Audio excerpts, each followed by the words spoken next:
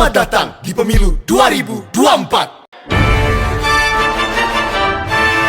Kita mahasiswa bingung mau pilih siapa? Pemilu di depan mata, kita semua ikut serta, dewasa dalam demokrasi. Cari tahu fakta-fakta, jangan tertipu kata-kata. Hati-hati polarisasi. Hati-hati polarisasi. Nah, dari animasi sebelumnya, kita bisa tahu kalau pemilu itu salah satu bentuk demokrasi Pancasila di negara kita. Nah, sebenarnya demokrasi itu apa sih? Demokrasi adalah sistem pemerintahan di mana kekuasaan berada di tangan rakyat yang dapat menjalankan haknya melalui pemilihan umum, partisipasi langsung, atau melalui wakil yang mereka pilih. Dalam demokrasi, prinsip-prinsip utama seperti kebebasan berpendapat, kebebasan berkumpul, dan kesetaraan di hadapan hukum sangat dijunjung tinggi. Nah, apa sih keuntungan tinggal di negara demokrasi? Tinggal di negara demokrasi menawarkan berbagai keuntungan, seperti kebebasan berpendapat, perlindungan hak asasi manusia, pemerintahan yang akuntabel, transparansi dalam pemerintahan, dan keadilan sosial. Di Indonesia, demokrasi dijalankan dengan sistem demokrasi Pancasila, yang melibatkan pemilihan umum langsung untuk memilih presiden, wakil presiden, dan anggota legislatif, serta pemilihan kepala daerah untuk memilih gubernur, bupati, dan wali kota.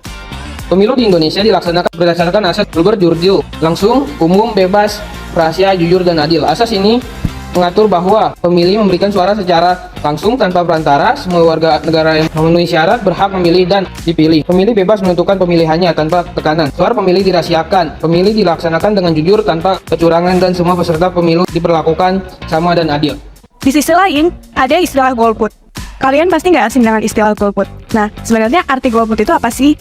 Golput yang merupakan singkatan dari golongan putih, mengacu pada tindakan tidak memberikan suara atau tidak berpartisipasi dalam pemilihan umum.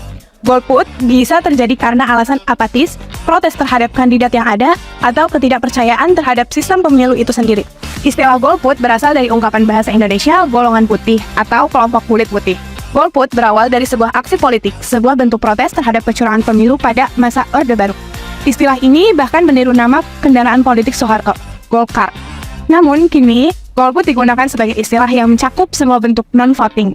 Baik golput yang disengaja, pencabutan hak pilih, misalnya karena masalah administratif atau sekedar sikap apatis. Indonesia memiliki tingkat partisipasi pemilih yang relatif tinggi menurut standar internasional, namun tingkat golput telah meningkat secara signifikan sejak pemilu demokratis pertama pasca Soeharto pada tahun 1999.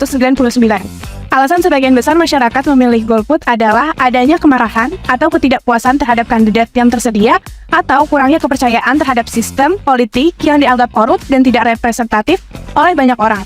Kami menyebut jenis non-voting ini sebagai golput politik karena pemilih sengaja memutuskan untuk tidak memilih karena alasan politik. Kekecewaan ini mungkin merupakan konsekuensi dari penekanan pada kepribadian dalam politik Indonesia. Memang benar, mengharapkan perubahan mendasar dari individu yang baik tanpa dukungan kekuatan politik yang terorganisir hanya akan membawa kekecewaan.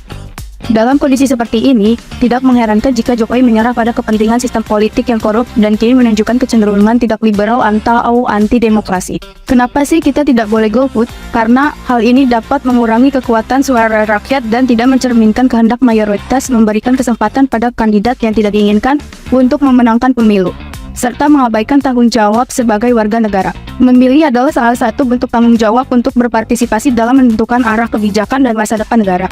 Dengan berpartisipasi dalam pemilu, warga negara dapat mendorong perubahan dan perbaikan dalam sistem pemerintahan.